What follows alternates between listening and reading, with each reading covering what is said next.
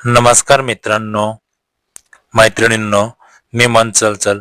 आपल्या मनातल्या काही गोष्टी कधी-कधी इतक्या गुंतागुंतीच्या असतात, की आपण त्या कोणाला सांगू शकत नाही. पण आपल्यातल्या बऱ्याच जणांच्या मनात एक फॅन्टसी असतेच असते. हो, तीच मेव्हणी बरोबरची बंधुभावनेच्या पलीकडची गोष्ट. मला वाटतंय हे वाचताना तुमच्यापैकी अनेकांना ती उत्सुकता वाटत असेलच, पण आज मी तुम्हाला एक गोष्ट सांगणार आहे, जी घडली ती खरोखरच घडली. ही कथा आहे आमच्या तिघांची, मी, माझी पत्नी सारिका आणि माझी मेहुणी अवनी. मी आणि सारिका यांचं नातं म्हणजे एकमेकांचा विश्वास, प्रेम आणि मोकळेपणावर यावर उभं आहे. आम्ही एकमेकांचे काही लपवत नाही, आमची ही ताकद आहे. सारिकाला माझ्या सगळ्या गोष्टी माहीत आहेत आणि मला तिच्या सगळ्या गोष्टी. यात काही खास फॅन्टसी आहेत, ज्याबद्दल आम्ही मोकळेपणाने बोलतो. पण मेव्हणीबद्दलची फॅन्टसी मी एकदा का तिला सांगितली होती आणि तिने ती उघडून लावली नव्हती. ती म्हणाली होती, जर योग्य संधी आली आणि दोघांचीही इच्छा असेल, तर निसर्गाला कोणी अडवू शकत नाही. या गोष्टीला काही महिने लोटले होते. आमचा नियमित संसार सुरू होता. मी एका कंपनीत काम करतो, सारिका एका शाळेत शिकवते. आम्ही मध्यमवर्गीय, सुखी आणि समाधानी जीवन जगत होतो. पण आयुष्यात नवीन रंग हवे असतात, नवीन उंची हवी असते, हे मान्य करायला काही हरकत नाही. 2 दिवसापूर्वी सारिकांचा फोन आला.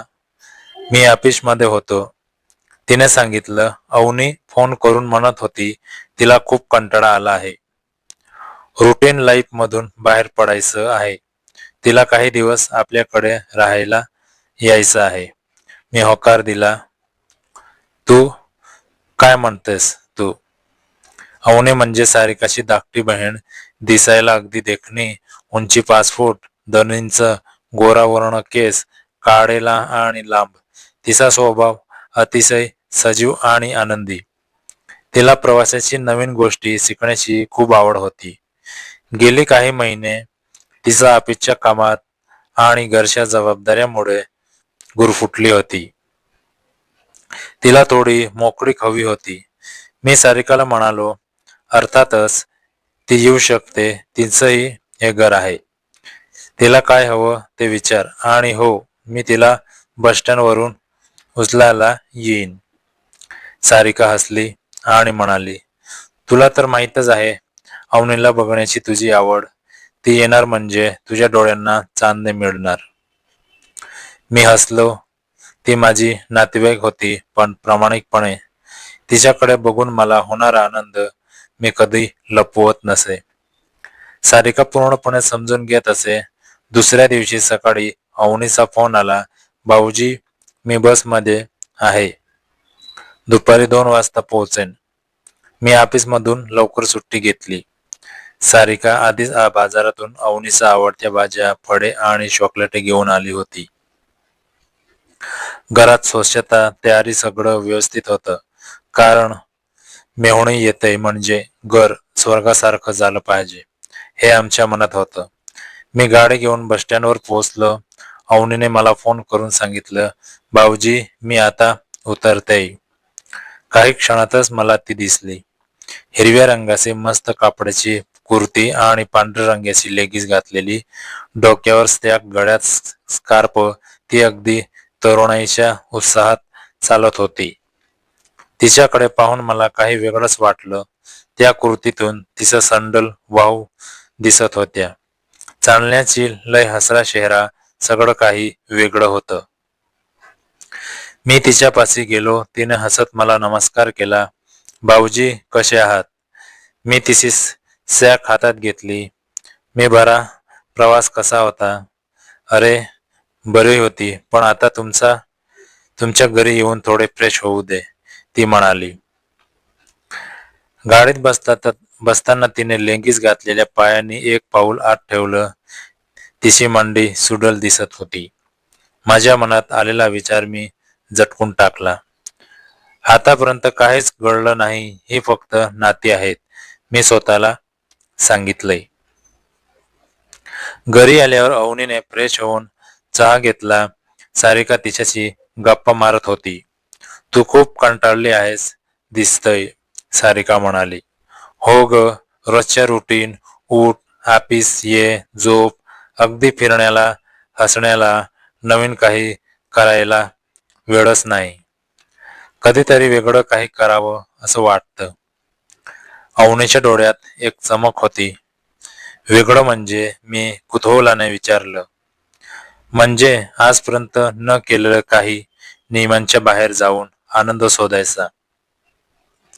ज्याला कदाचित चुकीचं म्हणतात ते आज मावून बघायचं, ती म्हणाली. सारिकाने तिच्याकडे अर्थपूर्ण नजरेने पाहिलं. मी हसलो. म्हणजे ड्रिंक्स, पब, अनोळखी लोकांची स्पर्ट असं काही? अवनी म्हणाली. हो, अगदी असंच काहीतरी. सारिका काही बोलणार तेवढ्यात मी म्हणालो, मग आजच सुरुवात करूया. संध्याकाळी थोडी पार्टी करूया घरीच. अवनीचा चेहरा आनंदाने फुलला. संध्याकाळी आम्ही तिघही ड्रॉइंग रूम मध्ये बसलो होतो. मी सारिका नेहमीप्रमाणे कोल्ड्रिंक मिक्स करून घेत असे. अवनीने पहिल्यांदाच घेतला. तिला काही खास जाणवलं नाही. मी सारिकाकडे पाहिलं. एक पेक देऊ का? सारिका म्हणाली. हो. तिला पण हळू घे अवनी. मी एक बनवला. अवनीने एका घोटात तो संपवला. आणखी एक घ्या भाऊजी. एक द्या भाऊजी. कसं चढतंय ते बघते. नाही नाही, हळू घे, क्षणात किक बसेल. मी सावध केलं. 2 पेक झाले आणि अवनी हलकीशी धुंद दिसू लागली. सारिका म्हणाली. आता मी झोपते. पुढे पिणं आता जमणार नाही. मी त्यांना झोपण्यास सांगितलं. मी अजून एक पेक घेईन आणि मग झोपतो. सारिका आणि अवनी एकमेकींना आधार देत बेडरूम मध्ये गेल्या. मी काही वेळ टीव्ही बघत बसलो. मस्त गाणी, 2 पेक आणि काही क्षण मनातल्या विचारात. मग मीही बेडरूम मध्ये गेलो. बेडरूम मध्ये अंधार होता. पडदे घट्ट ओढले होते. मला हळूहळू सवय झाली. मी माझ्या जागेवर पडलो. माझ्या शेजारी कोणी होतं. ती सारिकाच असावी असं मला वाटलं. माझ्या सवयीप्रमाणे मी हात पुढे केला. सारिकाच्या अंगावर हात टाकला. तिने गाऊन घातला होता. मी हळूवार तिला स्पर्श करू लागलो. तिला आवडतं आणि ती नेहमीच हे करायला प्रोत्साहन देते. पण आज काही वेगळं होतं. तिचे शरीर थोडे मोठे मोठे भरलेले वाटले. मला वाटलं कदाचित आजची धुंदी वेगळी आहे. तिने गाऊन घातली होती, जी नेहमीचं नव्हतं. ती गाऊनची बटणं सोडली, हुक काढले आणि तिच्यावर हात लागला. तिची चुळबुळ वाढली. मला वाटलं ती प्रतिसाद देते आहे. मी गाऊन खाली सरकवला. तिच्या त्या मांडीवर हात फिरवला. पॅन्टी होती जी मी हळूवारपणे बाजूला करत तिच्या कंबरवर बोट फिरवू लागलो.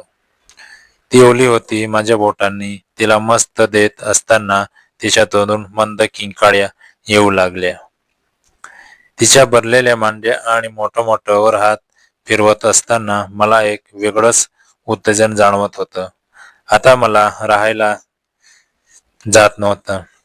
मी त्यांचा हात पकडून माझ्याकडे ओढवलं आणि माझ्या अंगावर ठेवलं. आणि तेव्हा कळालं, हा हात सारिकाचा नव्हता. हा हात अवनीचा होता. माझ्या डोळ्यासमोर अंधार होता, पण माझ्या मनात लाखो विचारांची वादळ उठली. थांब, ही चूक आहे. सारिकाला कळलं तर? असे अनेक विचार मनात आले.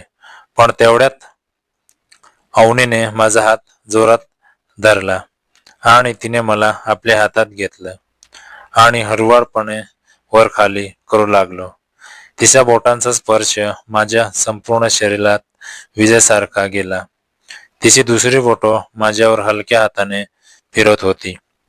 या स्पर्शाने माझ्यातील संकोच संपला. हा क्षण निसर्गाने दिला आहे. मी मनाला समजावलं, आता मागे फिरणं म्हणजे या दोघांचा अनादर होता.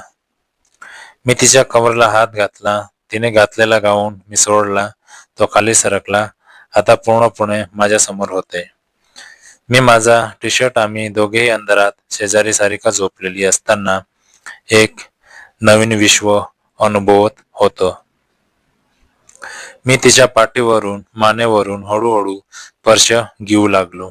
तिची त्वचा गरम, कवडी आणि गुळगुळीत होती. तिचा श्वासांचा वेग वाढत होता.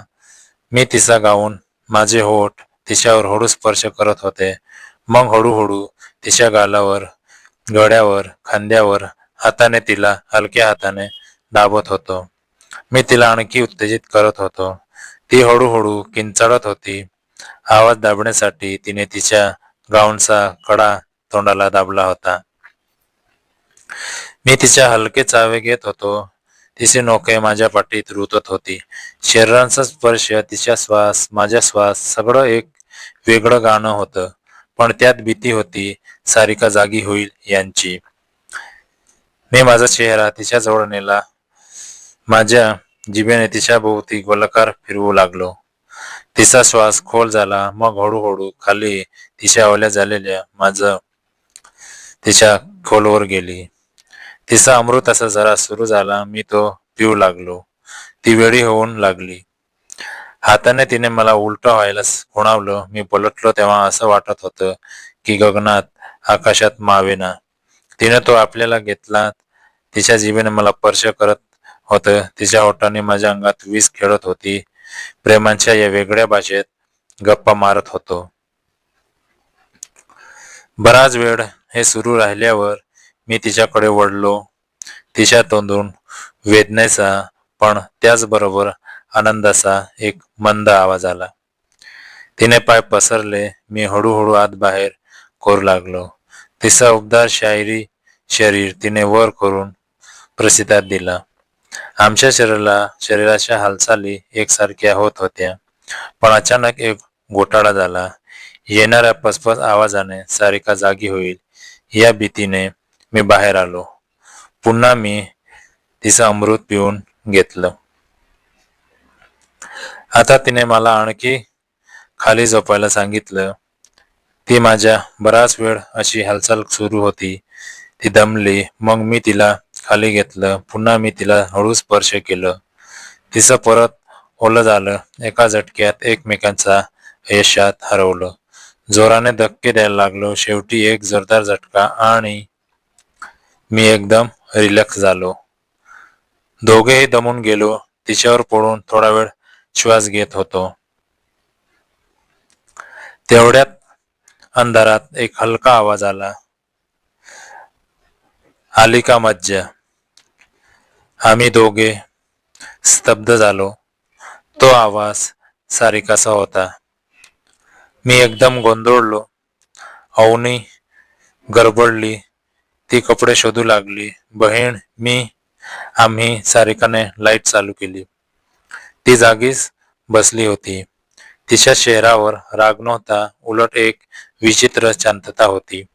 ती म्हणाली, अवनी, घाबरू नकोस. मी संपूर्ण वेळ जागी होती. मला सगळं माहीत होतं. अवनी आणि मी एकमेकांकडे पाहिलं. आम्हाला काही सुचेना. सारिका पुढे म्हणाली, तू आमच्याकडे येणार म्हटल्यावर मी विचार केला कदाचित यांची फॅन्टसी पूर्ण होईल. मला माहित होतं अवनी तुला आवडते आणि अवनी तुलाही आमच्याबद्दल कौतूहल होतं. मी तुम्हाला संधी दिली. अवनीचे डोळे पाणावले. बहीण, माफ कर. मी कशाला माफी? सारिका उठली. प्रेम आणि शारीरिक आकर्षण यात माफी नसते.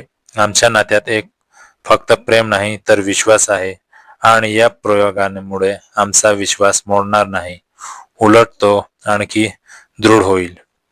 मी आणि अवनी शांत झालो. सारिका पुढे म्हणाली, अवनी, मला तुझ्यावर प्रेम आहे. तू माझी बहीण आहेस आणि तू साहेब. तुझी फॅन्टसी पूर्ण झाली. समाधान झालं. पण आता तुम्ही दोघे एकत्र या. कारण ही गोष्ट घडली ती आपल्या तिघांची. यात कोणाचेही चूक नाही. कारण आपण सगळे संमतीने जाणीवपूर्वक प्रौढ माणसे म्हणून हा अनुभव घेतला आहे. ती हसली. आता उठा, थोडी घ्या आणि मग मी तुम्हाला आणखी एक गोष्ट सांगणार आहे. आम्ही तिघेही ड्रॉइंग रूम मध्ये आलो. अवनीने कपडे घातले होते. मी सारिकाने तिघांना पेक ओतले. तिने उभे राहून ग्लास उंचावला. या नवीन अनुभवाच्या निमित्ताने, आपल्या नात्यांच्या नवीन पायरीसाठी आणि आपण तिघेही निरोगी आनंदी राहण्यासाठी चिअर्स. आम्ही तिघे पेक प्यालो. अवनीचा चेहरा अजूनही थोडासा अस्वस्थ होता. सारिका तिच्याजवळ बसली. पहा अवनी, आपल्या समाजात अशा गोष्टींना नाकारलं जातं, पण जे काही नैसर्गिक आहे ते आपल्या भावना आहेत, त्याला आपण नकार देऊ शकत नाही. आपण तिघांच्या नात्यात आता आणखी मोकळेपणा येईल, पण हो, याची कोणाला कल्पना येऊ नये हे आपण तिघ पाहिलं पाहिजे. मी होकार दिला. अवनी थोडीशी शांत झाली. आणि हो, मी आता तुम्हाला एक गोष्ट सांगणार आहे जी मी कित्येक वर्षापासून मनात ठेवली होती, पण आज या वातावरणात मला ती बाहेर काढायची आहे. सारिकाचा आवाज गंभीर झाला. ती पुढे म्हणाली, अवनी, तुला माहित आहे का, मी आणि तुझा भाऊजी, आम्ही तुला नुसती मेहुणी म्हणून पाहत नाही. विशेष मी तुला पाहून मला वेगळंच प्रेरणा मिळते. आणि हो, मी तुझ्याशिवाय कोणाशीही बोलू शकत नाही, पण आज मी बोलणार आहे. मला वाटतं आपल्या तिघांचं नातं एका वेगळ्या पातळीवर जाऊ शकतं, जिथे केवळ शारीरिक नाही तर मानसिक आणि आध्यात्मिक जोडही असेल. अवनी आणि मी आश्चर्याने तिच्याकडे पाहिलं. सारिका पुढे म्हणाली, हो, मी गंभीर्याने सांगते, आपण तिघं एकत्रितपणे एक नवीन जीवनशैली निर्माण करू शकतो, जिथे लग्नाच्या चौकटीत अडकून न राहता प्रेम, मैत्री, विश्वास आणि शारीरिक सुख यांचा समतोल असेल. ही फॅन्टन्सी आता हकीकत बनू शकते, पण त्यासाठी तुम्ही दोघेही तयार आहात का? तिचं हे बोलणं ऐकून आम्ही दोघेही स्तब्ध झालो. हे किती खोलात जाणार होतं याची कल्पना पण नव्हती, पण सारिकाच्या डोळ्यातली चमक, तिच्या आवाजातला विश्वास, हे सगळं आम्हाला नवीन दिशा दाखवत होतं. अवनीने हसत विचारलं, पण बहीण, हे सगळं आपण कसं करू? समाजाचं काय? सारिका म्हणाली, आपल्याला समाजात जगायचं आहे, पण समाजासाठी नाही. आपण आपल्या आयुष्याचे शिल्पकार आहोत. हो, गुप्तता ठेवावी लागेल, पण आपल्यातला विश्वास असेल तर काहीही अशक्य नाही. ती उठली. या क्षणी नाही, पण काही दिवसात, काही आठवड्यात आपण याबद्दल विचार करूया. आणि हो, आज रात्रीचा हा अनुभव आपल्या तिघांचा आहे. हे आपलं गुपित आहे, आणि हे गुपित आपल्या नात्यांचा पाया आणखी मजबूत करेल. ती बेडरूम कडे जाताना म्हणाली, आता झोपा, उद्या सकाळी आपण काहीतरी वेगळं अनुभवू. पण आता ही रात्र संपली. नवा दिवस, नवी क्षितिज आपली वाट पाहत आहेस. ती गेली. आम्ही, अवनी आणि मी, एकमेकांकडे पाहिलं. अवनीच्या चेहऱ्यावर एक विचित्र शांतता होती. ती म्हणाली, भाऊजी, हे जे घडलं ते खरंच घडलं का? मी म्हणालो, हो अवनी, आणि हे फक्त सुरुवात आहे. आपल्या तिघांचा एक नवा प्रवास आता सुरू होतो, पण कुठल्या दिशेने हे आपण येणाऱ्या काही दिवसात ठरवू. आम्ही दोघेही थोडा वेळ गप्प बसलो. मग अवनी म्हणाली, आता झोपूया, उद्या नवीन दिवस आहे. आम्ही बेडरूम कडे गेलो. सारिका एका बाजूला झोपली होती, अवनी मध्ये, आणि दुसऱ्या बाजूला अंधार पुन्हा पसरला. पण यावेळी तो भीतीचा नव्हता, तर अपेक्षेचा होता. सकाळचा पहिला प्रश्न पडद्यातून येत होता. मी डोळे उघडले. शेजारी अवनी होती, दुसरीकडे सारिका. हे खरं होतं, सगळं खरं होतं, पण आता पुढे काय? सारिका हल्ली. तिने डोळे उघडले आणि ती मला म्हणाली, आज आपण काहीतरी वेगळं करूया. आपण तिघे इथून थोडं दूर जाऊया, एका निसर्गरम्य ठिकाणी. मला वाटतं तिथे आपल्या तिघांच्या नात्याची पायाभरणी करता येईल. तिच्या या शब्दांनी नव्या सकाळी आमच्या आयुष्यात एक नवीन वाट चालू झाली. पण ती वाट कुठे घेऊन जाणार होती हा प्रश्न आता मनात होता. या नवा प्रवासांचा पुढचा भाग कसा असेल हे सगळं आपण पुढच्या भागात जाणून घेऊया. तुम्हाला हा भाग आवडला असेल तर नक्की कमेंटमध्ये आणि सांगा या तिघांच्या नात्याची पुढची वाट कशी असावी. पुढच्या भागात काय हवं हे तुम्ही सुचवा. तुमच्या सूचनानुसार आम्ही पुढचा भाग तयार करू. पुढील भागात निसर्गाच्या स्वाधीन्यात हे तिघे नवे अनुभव, नवे संकटे, नवी भावनिक टोक या सगळ्यातून कसे जातात आणि त्यांचं नातं कसं मजबूत किंवा नाजूक होतं हे जाणून घेऊया. तुमचे विचार नक्की शेअर करा. भेटू पुढच्या भागात. मित्रांनो, कथा कशी वाटली ते कमेंटमध्ये नक्की सांगा. व्हिडिओ आवडला असेल तर लाईक करा, शेअर करा आणि अशाच रोमॅन्टिक कथा पाहण्यासाठी चॅनलला सबस्क्राईब करायला विसरू नका. तुमचा एक लाईक आणि सबस्क्राईब आम्हाला अजून छान इंटरेस्टिंग भाग घेऊन यायला खूप मोटिवेशन देतो. पुढचा भाग खूपच इंटरेस्टिंग आहे, त्यामुळे बेल आयकॉन ऑन करा आणि आमच्यासोबत जोडलेले राहा. आणि हो मित्रांनो, अशीच हृदयस्पर्शी, शालीन, प्रेरणादायी कथा वाचायला आवडत असतील तर आमच्या मनचलचल या यूट्यूब चॅनलला सबस्क्राईब करा. बेल आयकॉन दाबायला विसरू नका, जेणेकरून अशीच उबदार आणि भावनिक कथा तुमच्यापर्यंत पोहोचत राहतील. धन्यवाद. आपला मनचलचल.